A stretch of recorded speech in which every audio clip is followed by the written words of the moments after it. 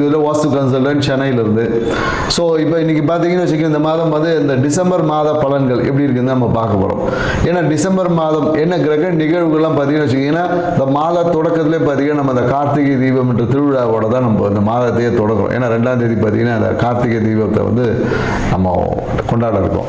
So மேலும் பார்த்தீங்கன்னு வச்சுக்கோங்க, இந்த காலகட்டம் பார்த்தீங்கன்னா கடந்த மாதத்துலலாம் கடந்த ஒரு 6 மாதமாக சனி வந்து வக்ரமாக இருந்தார். ஸோ அப்போ அந்த சனி வந்து வக்ர நிவர்த்தி ஆகக்கூடிய ஒரு வாய்ப்பு இருக்குது இந்த காலகட்டத்தில்.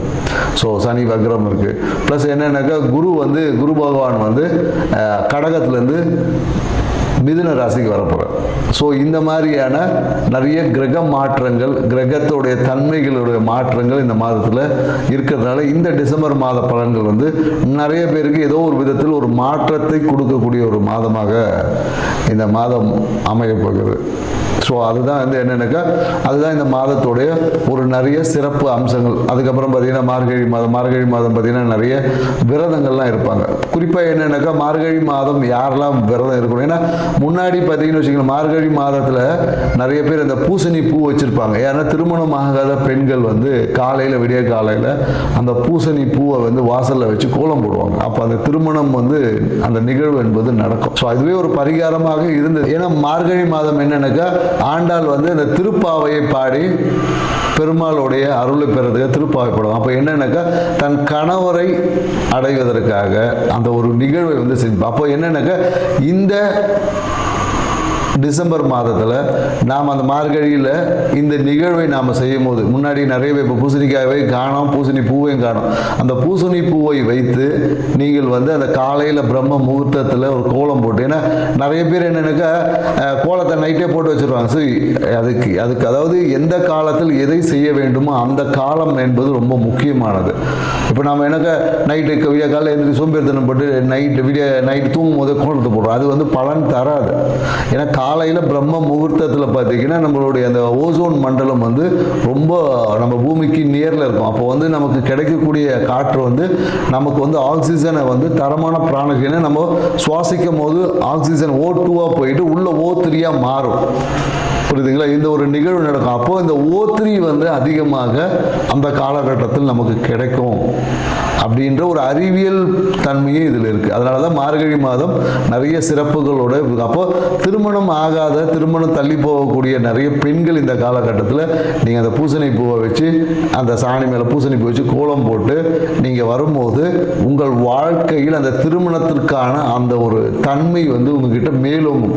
அப்போது நீங்கள் எதிர்பார்த்த அந்த ஒரு வரன், கணவன், வாழ்க்கை துணை என்பது சிறப்பான ஒரு வாழ்க்கை துணை அமையும் என்பதில் இதுக்குள்ள ஒரு ஆன்மீகம் இருக்குது, அறிவியல் சார்ந்த தன்மைகளும் இருக்கு என்ற நுட்பத்தை புரிந்து, ஏன்னா எந்தெந்த காலகட்டத்தில் ஒரு விஷயத்தை செய்ய சொல்லியிருக்கோம் அந்த காலகட்டத்தில் நாம் செய்வது தான் சிறப்பான தன்மை. ஏன்னா இன்னைக்கு நாம அட்வான்ஸ் வேர்ல்டு இருக்கும். ஏன்னா இப்போ இருக்கிறதே வந்து பார்த்தீங்கன்னா ஒரு என்ன சொல்வது, ஒரு கார்ப்பரேட் வேர்ல்டு, ஒரு சிஸ்டமேட்டிக் வேர்ல்டு. எல்லாமே நம்ம வந்து இயற்கையை விட்டு செயற்கையான தன்மைக்குள்ளே தான் ஆய்வுகள் நிறைய போயிட்டு இருக்கு. அப்போ இயற்கை தன்மையில் இருக்கக்கூடிய ரகசியங்களை உணர்ந்தால் மட்டும்தான் நம்மளால் அந்த இறைத்தன்மையோட ஆன்மீகத்தில் சிறப்பாக பயணிக்க முடியும் என்ற தகவலோட இந்த டிசம்பர் மாதம் கிரக நகர்வுக்கு ஏற்ற மாதிரி, கிரக தன்மைக்கு ஏற்ற மாதிரி ஒவ்வொருத்தருக்கு எப்படி பலன் இருக்குன்ற டீட்டெயிலாக பார்க்கலாம். வாங்க வீடியோ கொடுக்கலாம். மகர ராசி அன்பர்களுக்கு பார்த்தீங்கன்னா இதாக ராசி அதிபதியான சனி பகவான் பார்த்தீங்கன்னா கடந்த ஒரு 6 மாதமாக வக்கரம் அடைஞ்சு பல்வேறு தொல்லைகளை கொடுத்துருப்பார். ஸோ இப்போ பார்த்தீங்கன்னா இந்த வக்கர நிவர்த்தி அடைந்து உங்கள் வாழ்வில் அற்புதமான பலன்களை கொடுக்க போகிறார் அப்படின்றதான் விஷயம். ஏன்னா இந்த காலகட்டத்தில் நிறைய பேருக்கு இந்த சொந்தமாக ஒரு வீடு வாங்கணுன்ற முயற்சிகள் எடுப்பாங்க. இல்லை புதிய வாகனம் வாங்கணும், இந்த மாதிரியான நமக்குன்னு ஒரு வண்டி வாங்கணும்ப்பா, அதுவும் 4 வீலர் வாங்கணும், பைக் இருக்கிறவங்க கார் வாங்கணும், சைக்கிள் இருக்கிறவங்க வண்டி வாங்கணும், இந்த மாதிரியான எண்ணங்கள் எல்லாமே நிறைய பேருக்கு உதிக்கும். ஸோ அதுக்கான முயற்சிகளை ஈடுபடுவாங்க. இல்லை நிறைய பேர் எனக்கு வீட்டிலேயே வந்து தொழில் அமைப்புகளை வச்சுக்கிட்டு வீட்டிலேயே இருந்து தொழில் செய்யலாம்ன்ற ஒரு அமைப்புகள் எல்லாமே இந்த காலகட்டத்தில் உருவாகும். பொதுவாக என்னென்னாக்கா நண்பர்களோட இந்த காலத்தில் வெளியே போகக்கூடியவங்க வந்து ரொம்ப கவனமாக இருக்கணும். ஏன்னா போகக்கூடிய இடத்துல ஏதாவது வந்து டிராஃபிக்கை தாண்டி போகிறேன்னு சொல்லிட்டு ஒரு பெனால்ட்டி கட்டுறது, இந்த மாதிரியான விஷயங்களுக்கு. ஏன்னா இந்த மோஸ்ட்லி இந்த மகர ராசிக்காரங்களுக்கு என்னென்னாக்கா இவங்களுக்கும் அவங்க ஆஃபீஸில் இருக்கக்கூடிய அந்த தலைமை பொறுப்பில் இருக்கிறவங்களுக்கும் எப்போதும் அந்த அளவுக்கு செட் ஆகலை. ஏதாவது ஒரு விஷயத்தில் இவங்களுக்கு வரக்கூடிய நன்மைகளே யாராவது ஒருத்தர் தட்டி பறிச்சுட்டு போயிடுவான். இவங்களுக்கு ஒரு எல்லாத்துக்கும் கிடைக்கிற மாதிரி இருக்கும், கடைசி காலத்தில் இல்லை அப்புறம் பார்த்துக்கலாம் அப்படின்ற மாதிரி. ப்ரொமோஷன் கிடைக்கிற மாதிரி இருக்கும், எல்லாமே அந்த குவாலிஃபிகேஷன் அப்படின்ற மாதிரி அந்த குவாலிஃபைடு பர்சனாலிட்டியாக இருப்பாங்க. அந்த கடைசி காலம் கிடைக்கும் போது ஏதோ ஒரு சின்ன ஒரு தடை தாமதங்கள் இந்த காலகட்டத்தில் ஏற்படும். அதே போல் நிறைய பேருக்கு இந்த காலகட்டத்தில் திடீர் அதிர்ஷ்டம் மாதிரி திடீர் ப்ரொமோஷன் நிறைய பேருக்கு கிடைக்கும். ஏன்னா நம்மக்கிட்ட எது பிரச்சனையாக இருக்கோ அந்த பிரச்சனையே சரி செய்தால் தான் அதிர்ஷ்டமே. இங்கே பிரச்சனை ஒரு இடத்துல, அதிர்ஷ்டம் வேறு இடத்துலலாம் கிடையாது. பிரச்சனைகளை எப்போ வந்து நம்ம சரி செய்கிறோமோ அப்பொழுது அது அதிர்ஷ்டமாக மாறும். ஏன்னா இப்போ வேலைனாவே பிரச்சனை, அப்போ பிஸ்னஸ் செய்கிறவனுக்கு பிரச்சனையே இல்லைன்னா பிஸ்னஸ் இல்லைன்னு அர்த்தம்.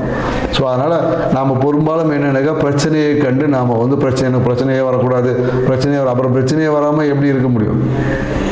ஒரு பிரச்சனையை சால்வ் பண்ணால் தானே ஒரு லாபம். எக்ஸாமே வைக்கலன்னா எப்படி நீங்கள் பாஸ் ஆவீங்கன்னு சொல்லுவாங்க. அப்போ பரீட்சை என்பது வைப்பதற்கு என்னென்னாக்கா உங்களோட அடுத்த படிநிலைக்கு பயணிக்கிறதுக்கான ஒரு தேர்வு தான் பரீட்சை. புரியுதுங்களா? அதை நீங்கள் பாஸ் ஆகணும், அதை கடந்து போகணும். நம்ம கடக்க முடியாமல் இருக்கிறதுக்கு தான் இங்கே வந்து பிரச்சனைகளை அனுபவிச்சுட்டு எனக்கு அது வந்துச்சு இது வந்துச்சு சொல்லுவோம். ஸோ பிரச்சனைகள் என்பது உங்களை அடுத்த ஒரு நிலைக்கு பயணிக்கிறதுக்கு தள்ளக்கூடிய ஒரு ஈவெண்ட்டு நினச்சிட்டு ஸோ அந்த பிரச்சனைகளை சமாளிக்கக்கூடிய ஆற்றலை தான் நம்மளுடைய இறைத்தன்மை கிட்டேருந்து அதுக்கு தான் நம்ம சாமி கும்பிட்றோம். ஆன்மீகம் நமக்கு தேவை, குலதெய்வ வழிபாடு, இஷ்டதெய்வ வழிபாடு, குரு உபதேசம் எல்லாரும் நமக்கு பெறதுக்கு எதுக்குன்னா நம்மளோட பிரச்சனைக்கே பிரச்சனை கொடுக்கறது, இல்லை பிரச்சனையை சமாளிப்பு ஜெயிக்கிறதுக்கு தான். ஸோ இந்த உணர்வை வந்து மகர ராசிக்காரர்கள் எப்போதும் வச்சு, ஏன்னா ஒரு சின்ன ஒரு பிரச்சனை வந்தாவே உடனே பேட்டரி டவுன் ஆகிடும், செல்ஃப் கான்ஃபிடன்ஸ் டோட்டல் அவுட்டு. ஒரு சின்ன பிரச்சனையை உங்களால் சமாளிக்க முடியாமல் அந்த பிரச்சனையை பெரும் பிரச்சனையாக்கிடுவான். அதுதான் இவங்களுக்கு இருக்கக்கூடிய ஒரு மைனஸ் பாயிண்ட். என்னன்னாக்கா சின்ன பிரச்சனை இவங்கள நோண்டி பெருசாக்கிடுவாங்க, இல்லை மனதளவில் தன்னம்பிக்கை குறைஞ்சிரும். ஸோ இந்த மாதிரி அப்புறமா எல்லாம் முடிஞ்சு போனதுக்கப்புறம் தன்னம்பிக்கை வந்தால் என்ன, வரலன்னா என்ன, சரிங்களா? அந்த நேரத்தில் நம்ம எடுக்கக்கூடிய முடிவுகள் தான் நிறைய விஷயங்களுக்கு காரணமாக இருக்குது. இந்த காலகட்டத்தில் மகர ராசிக்காரன் குறிப்பாக என்னென்னாக்கா வாகனத்தில் பயணிக்கும் போது ரொம்ப கவனமாக இருக்கணும். இந்த மாதம் வந்து ரொம்ப எச்சரிக்கையுடன் பயணிக்கணும். ஏன்னா இவங்களுக்கு தான் பார்த்தீங்கன்னா வாகனங்கள் போகும்போது எங்கேயாவது ஒரு ஸ்லிப்பாகி கீழே விழுறது, குறிப்பாக ஹெட்லைட் உடையும், இந்த மாதிரியான பிரச்சனைகளுக்கு இல்லை சிறிய விபத்துகளை சந்திக்கக்கூடிய ஒரு காலகட்டமாக இருக்குது. அதனால் வாகனத்தில் பயணிக்கும் போது கண்டிப்பாக ரொம்ப கவனத்துடன் பயணிக்கணும். ஏன்னா இந்த காலகட்டத்தில் பார்த்தீங்கன்னா நிறைய பேர் பார்த்தீங்கன்னா வீட்டில் பார்த்தீங்கன்னா அந்த பாத்ரூமில் வந்து விரிசல் விடும், இல்லை பாத்ரூமில் இருக்க பொருட்கள் ஏதாவது உடையும். பாத்ரூமில் கண்ணாடி வச்சுருந்தாங்கன்னா அது போய் டம்முன்னு உடையும், கை தட்டி விடுறது, நிறைய பக்கெட் உடையிறது, இந்த மாதிரி எல்லா விஷயமும் பாத்ரூம்லேயே பார்த்தீங்கன்னா சில பேருக்கு செவுறு இடிஞ்சு விழுறது, பார்த்தீங்கன்னா தண்ணி ஓதை வந்து டம்முன்னு விழும் செவுறு. ஸோ இந்த மாதிரியான விஷயம் விழுறது எல்லாமே பார்த்தீங்கன்னா மகர ராசிக்காரங்க வீட்டில் தான் அதிகமாக இருக்கும். அந்த தண்ணி ஓதம் வந்து பாத்ரூமே இடிஞ்சு விழுறது, இல்லை பாத்ரூமில் விரிசல் விடுவது, இந்த மாதிரியான விஷயங்கள் எல்லாமே இருக்கும். ஸோ அதனால் என்னென்னாக்கா மகர ராசிக்காரங்களுக்கு குறிப்பாக இந்த காலத்தில் என்னென்னாக்கா பாத்ரூமில் லைட்டு ஃபீஸ் போகாமல் இருக்காது. ஆனால் நீங்கள் மகர ராசிக்காரங்களாக இருந்தால் கண்டிப்பாக பாத்ரூமில் ஃபீஸாவது போகும். ஸோ இந்த மாதிரி நிகழ்வுகள் எல்லாமே மகர ராசிக்காரங்களுக்கு இருக்குது. ஸோ பிரச்சனைகளை எதிர்கொள்ளக்கூடிய ஆற்றலை வளர்த்துக்கு, ஏன்னா உங்கள் ராசி அதிபதியான சனி பகவான் பார்த்தீங்கன்னா 3ஆம் இடம் விஜய வீரிய ஸ்தானத்தில் உங்களை அப்படியே ஒரு ரெஃப்ரெஷ்மெண்ட் பண்ணி வச்சுருப்பார். ஏன்னா சனினாவே ஸ்லோவாக நகரக்கூடிய கிரகம் தான் சொல்லுவோம். ஆனால் அந்த சனி கொடுத்தா தடுக்கிறதுக்கு யாரும் இல்லைன்ற ஒரு விஷயமும் இருக்குன்றது புரிஞ்சுக்கிட்டிங்கன்னா உங்கள் வாழ்க்கை ரொம்ப சூப்பராக இருக்கும். நன்றி, வணக்கம்.